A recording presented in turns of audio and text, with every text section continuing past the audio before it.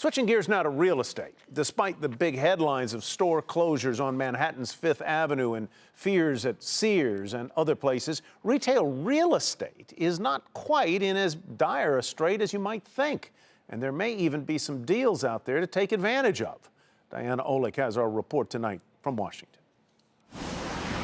If Ralph Lauren's flagship Polo store on Fifth Avenue can't take the heat and big names like Sears and JCPenney are closing stores, retail real estate must be in real trouble, right?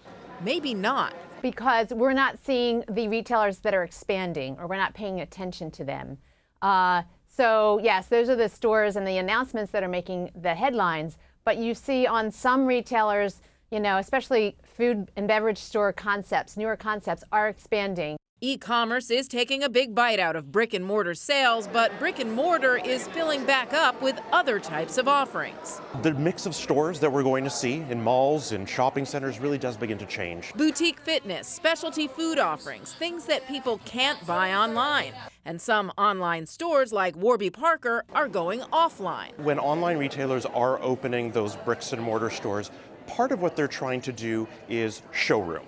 And so a little bit of the opposite of what we saw with traditional retailers. That's why in the first quarter of this year, the neighborhood and community shopping center vacancy rate was unchanged for the quarter and the year. Asking rents actually increased a little. At big malls, vacancies increased only slightly, and mall rent was up a little as well. We're not seeing a lot of rent declines. Most of the rents are flat.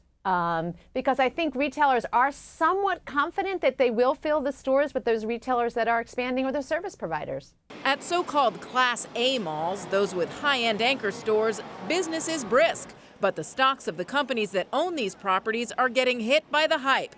General Growth, Macerich, Simon, and Taubman. These should have good prospects, according to Green Street Advisors, which says the mall REIT stocks are a real bargain right now. Another thing helping the sector is very little new retail construction. And as some stores close, they reopen as restaurants, entertainment, health centers, boutique fitness studios, you name it. As with all real estate, if they're in a good location, they don't stand empty for long. For Nightly Business Report, I'm Diana Olick in Washington.